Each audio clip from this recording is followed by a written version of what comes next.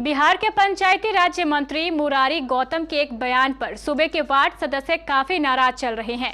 आज इन वार्ड सदस्यों ने प्राणपुर प्रखंड कार्यालय के सामने न सिर्फ मंत्री जी का पुतला दहन किया, बल्कि उनसे माफी मांगते हुए इस्तीफे की मांग कर डाली।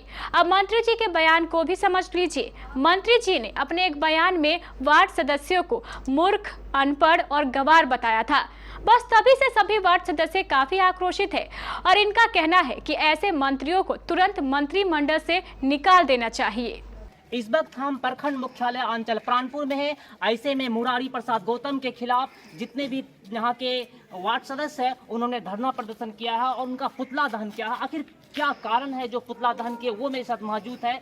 क्यों मुरारी प्रसाद गौतम का पुतला दहन किया गया प्राणपुर मुख्यालय में? हम लोग सबसे निचला इकाई का जनप्रतिनिधि हैं और हर घर से जुड़ करके हम लोग कार्य करते हैं। लोगों का सेवा भी करते हैं, पेंशन हो, छोटा मोटा जितना भी काम है हम लोग पंचायत स्तर का काम करते हैं, अपना वार्ड स्तर का।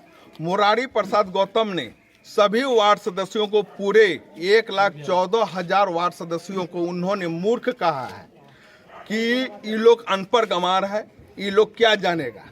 और जब मुरारी प्रसाद गौतम जी का भी भौजाई और बाप भी मुखिया रहा है, हम मुरारी प्रसाद गौतम जी को खुलेआम चुनौती देते हैं। अगर हिम्मत है, अगर क्वालिफिकेशन है, डिबेट में आवे वार्ड सदस्यों के साथ, तब उसको पता चलेगा वार्ड सदस्य क्या है। इसमें कोई पीजी किया हुआ है, कोई ऑनर्स किया हुआ है।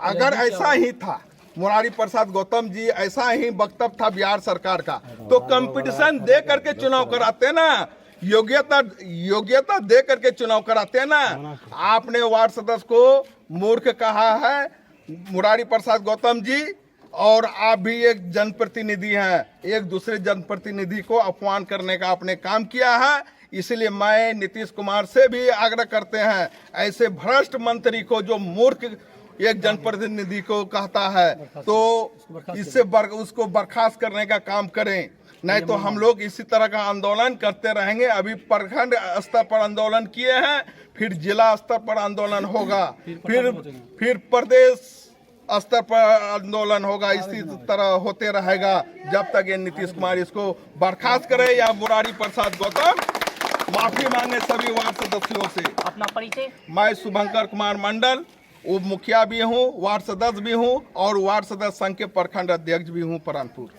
ऐसे में यहाँ के कई सारे वार्ड सदस्य मौजूद है। इनका कहना है कि मुरारी प्रसाद गौतम इन सारे जो लोग हैं, इन सारे लोगों को मूर्ख कहते हैं। इसके कारण इस यहाँ पर धरना प्रदर्शन कर पुतला मुरारी प्रसाद गौतम का जलाया गया। ऐसे में कई सारे लोग हैं मेरे साथ, उनसे भी जाने क्या कारण है जो मुरारी प्रसाद गौतम का आपने पुतला दहन किया। हाँ, ये मैं बताना चाहूँगा कि मुरारी प्रसाद गौतम जी जो प्रजेन अभी मंत्री हैं, पंचायत राज के मंत्री का, उन्होंने सारी पूरे बिहार प्रदेश का जो वार्ड सदस्य संघ है, हमको सभी को मूर्ख और अनपढ़ गंवार कहा। मैं बता कि मुरारी प्रसाद गौतम जी जो प्रजेन अभी मंत्री हैं, पंचायत राज के मंत्री का, उन्होंने सारी पूरे बिहार प्रदेश का जो वार्ड सदस्य संघ है, हमको सभी को मूर्ख और अनपढ़ गंवार कहा।